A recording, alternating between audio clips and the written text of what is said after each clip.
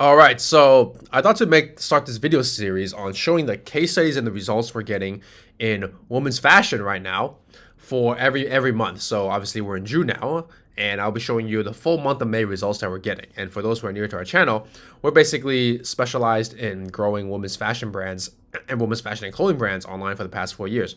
My partner and I, we've done this for brands ourselves, and ever since then we've been helping others, women's fashion and clothing specifically, for over 4 years now. So we've been in this game for 4 years and have gotten countless results, worked with many great brands and still working with many great brands. And here are the testimonials. It's in the video description as well, the video testimonials on what it's like working with us and the brands we work with as well. Now, let's dive into the results we got from May. So to preface this, our strategy is 98% top of funnel new customers, 2% bottom of funnel, no discount. So we're not discounting in the ads, no mention of that at all. And our strategy is 90% top of funnel, which means most of the budget is going to getting you new customers to buy at full price and profit from the first order. There's no break even or at a loss and make it back in lifetime value thing. We don't believe in that, right?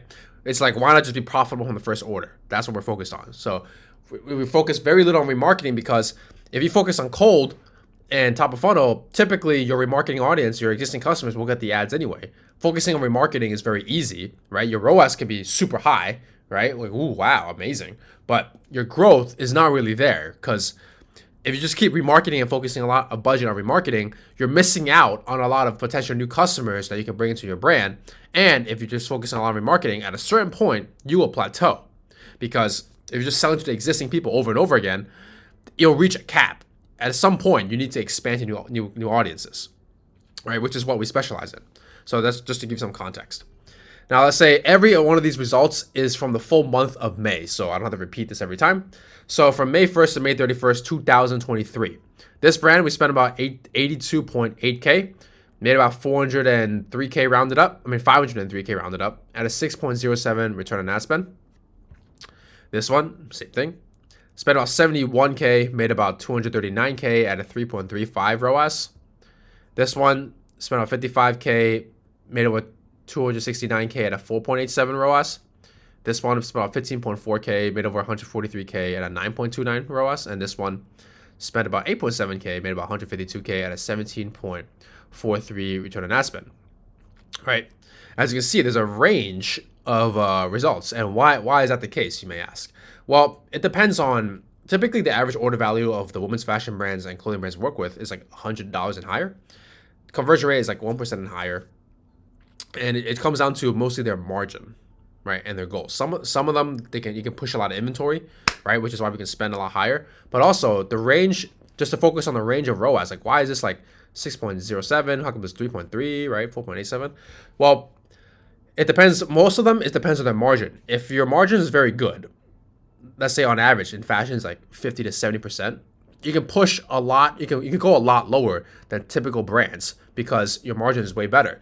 So we can afford to go to a lower ROAS and spend a lot more, but we're still very profitable. All right. So that's one of the main factors, because there's a lot of factors like conversion rate, average order value, and stuff like that, right? That's, most of them are common between the brands. So I'm just focusing on what's the main differentiator. It's just margin. Some of them we can gas, like this one, right? We can gas 82K, 502K, make 502,000 and a 6.07 because perhaps their average order value is high, right? And the margin is very good. Like this one, we can go as low as 3.35 because although it may seem low, quote unquote, to most people, it's actually still very good because first, it's very profitable with their margins, which means they're like, hey Brandon, hey guys, we can spend a lot more as long as we're above this, we're fine. All right, so that constitutes the range of the ROAS that we're getting. Right, so these are pretty much the May results that we've got so far. And I'll be making these videos monthly. So the next one will be at the end of June if you're subscribed to our channel or subscribe to get more women's fashion content on what the updated case studies are. If your women's fashion brand is doing at least $1 million a year direct to consumer, your average order value is like around $100 and higher, your margins are like 50% and above, book a call with us in the description, and then you'll be talking to me personally, and we'll be walking through about just diving more into your brand and just mapping out the game plan from there. These case studies are linked. This document is linked in the video description as well. It just pretty much outlines our entire strategy. And I've also included the May results in there so that you can review it as well, or you can just rewatch this video again. So if you're subscribed or you want to just like stay tuned, next June I will have, or end of June, I will have the updated results. But if you're a women's fashion brand that just wants to fast track your results and just get returns like this in 2023 from 90% new customers, then just book a call with me. And I look forward to speaking to you on that call.